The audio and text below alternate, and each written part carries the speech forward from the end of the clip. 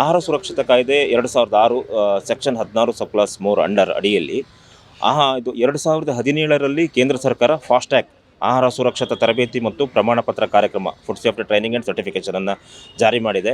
2020ರಲ್ಲಿ ಈ ಕಾರ್ಯಕ್ರಮವನ್ನು ಮ್ಯಾಂಡೇಟ್ರಿ ಅಂದರೆ ಕಡ್ಡಾಯಗೊಳಿಸಿದೆ. ಬಟ್ ಕಡ್ಡಾಯಗೊಳಿಸಿದೆ ಅಂದ ತಕ್ಷಣ ನಾವು ಫೋರ್ಸ್ಫುಲಿ ಹೋಗಿ ಮಾಡಲಿಕ್ಕಾಗಲ್ಲ, ಅವರಿಗೆ ಅರಿವು ಮೂಡಿಸಿ ಮಾಡಬೇಕಾಗಿರುವಂಥದ್ದು.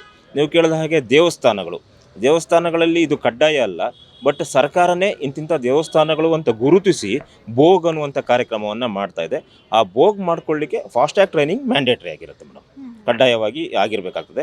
ಅಂದರೆ ಅಲ್ಲಿಯ ಸಿಬ್ಬಂದಿಗಳು, ಪೂಜಾ ಅರ್ಚಕರು ಇರ್ಬೋದು ಅಥವಾ ಅಲ್ಲಿಯ ಸಿಬ್ಬಂದಿಗಳು, ದೇವಸ್ಥಾನದ ಆಹಾರ ಸೇವೆಯಲ್ಲಿ ಯಾರ್ಯಾರು ಇರ್ತಾರೆ ಅವರಿಗೆ ಫಸ್ಟ್ ಟ್ರೈನಿಂಗನ್ನು ಮಾಡಿಸ್ಬಿಟ್ಟು ಆದ ನಂತರ ಅವರ ಮುಖಾಂತರ ನಾವು ಆ ಸರ್ಟಿಫಿಕೇಟನ್ನು ಮಾಡಬೇಕಾಗತ್ತೆ ಮೇಡಮ್.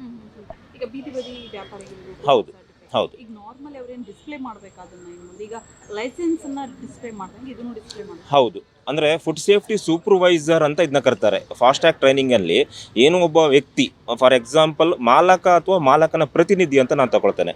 ಯಾಕಂದರೆ ಒಬ್ಬ ಮಾಲಕನಿಗೆ 5ರಿಂದ 6 ಅಂಗಡಿಗಳು ಅಥವಾ ಜಾಸ್ತಿಗಳಿರ್ಬೋದು, ಎಲ್ಲ ಕಡೆ ಮಾಲಕನೇ ಅಟೆಂಡ್ ಮಾಡೋಕ್ಕಾಗಲ್ಲ. ಅಥವಾ ಒಂದೇ ಅಂಗಡಿ ಇದ್ರೂ ಸಹ ಅಲ್ಲಿ ಒಬ್ಬ ಕೆಲಸದವನು ಅಥವಾ ಯಾರನ್ನೋ ಇಟ್ಕೊಂಡಿರ್ತಾರೆ. ಅವನನ್ನು ಫುಡ್ ಸೇಫ್ಟಿ ಸೂಪರ್ವೈಸರ್ ಅಂತ ಇದರಲ್ಲಿ ಗುರುತಿಸ್ತಾರೆ. ಅಂದರೆ ಅವನು ಏನು ಆಹಾರ ಪದಾರ್ಥವನ್ನು ನಾಗರಿಕರಿಗೆ ವ್ಯಾಪಾರ ರೂಪದಲ್ಲಾದರೂ ಕೊಡ್ತಿದ್ದಾನೆ, ಅದ್ರ ಬಗ್ಗೆ ಅವನಿಗೊಂದು ತಿಳುವಳಿಕೆ ಇರಬೇಕು ಎನ್ನುವ ನಿಟ್ಟಿನಲ್ಲಿ ಈ ಕಾರ್ಯಕ್ರಮವನ್ನು ಮಾಡಿರ್ತಾರೆ. ನಿಯಮದ ಪ್ರಕಾರ 25 ಜನರಿಗಿಂತ ಜಾಸ್ತಿ ಇರುವ ಸ್ಥಳದಲ್ಲಿ ಒಬ್ಬ ವ್ಯಕ್ತಿ ಈ ಟ್ರೈನಿಂಗನ್ನು ಮಾಡ್ಕೊಳ್ಬೇಕು. ಅಕಸ್ಮಾತ್ ಒಂದು ಶಾಪ್ನಲ್ಲಿ ಒಬ್ಬನೇ ಇದ್ದರೆ ಅವನು ಸಹ ಮಾಡ್ಕೊಳ್ಬೇಕು.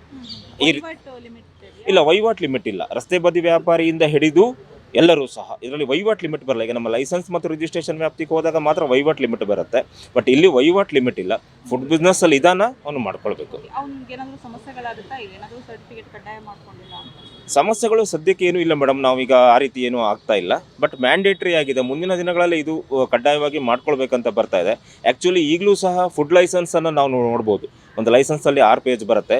ಪೇಜ್ ನಂಬರ್ 4ನಲ್ಲಿ ಫಾಸ್ಟ್ಯಾಗ್ ಅಂತ ಕಾಲಮ್ಮೇ ಇದೆ. ಅಂದರೆ ಈ ಫಾಸ್ಟ್ಯಾಗ್ ತರಬೇತಿಯ ಸಂಖ್ಯೆಯನ್ನು ಲೈಸೆನ್ಸ್ ಮಾಡುವಾಗ ಹಾಕಬೇಕು.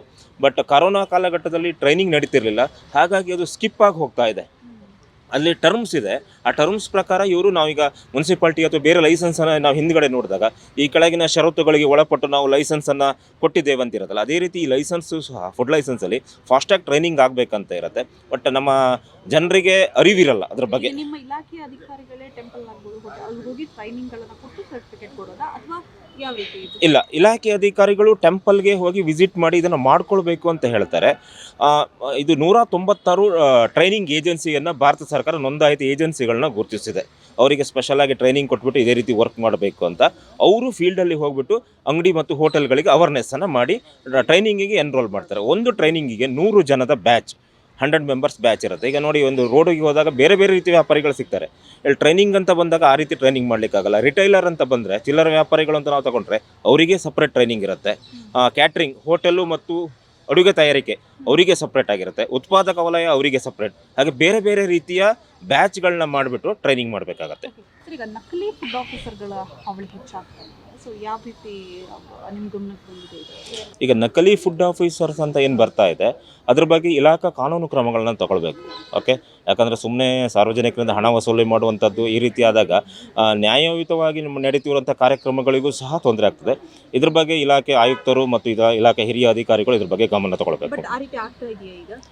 ನಮ್ಮ ಗಮನಕ್ಕೆ ಬಂದಾಗೆ ಮಾಧ್ಯಮಗಳಲ್ಲಿ ಬರ್ತಾ ಇದೆ, ಬಿಟ್ಟರೆ ನಮ್ಮ ಗಮನಕ್ಕೆ ಇನ್ನೂ ಬಂದಿಲ್ಲ. ಬಟ್ ನೋಡಬೇಕಾಗತ್ತೆ ಮೇಡಮ್ ಏನಂತ. ಯಾಕಂದರೆ ಸಾರ್ವಜನಿಕರು ಇದ್ರ ಬಗ್ಗೆ ಕಂಪ್ಲೇಂಟ್ ಮಾಡಿದಾಗ ಮಾತ್ರ ಗೊತ್ತಾಗುತ್ತೆ, ಇಲ್ಲಾಂದರೆ ಗೊತ್ತಾಗಲ್ಲ ಮೇಡಮ್. ನಾನು ರಾಘವೇಂದ್ರ ಶೆಟ್ಟಿ ಅಂತ, ಆಹಾರ ಸುರಕ್ಷತಾ ತರಬೇತಿ ಮತ್ತು ಪ್ರಮಾಣಪತ್ರ ಕೇಂದ್ರ, ಕರ್ನಾಟಕ ರಾಜ್ಯ, ಇದರ ಮುಖ್ಯಸ್ಥನಾಗಿದ್ದೇನೆ ಮೇಡಮ್. Thank you.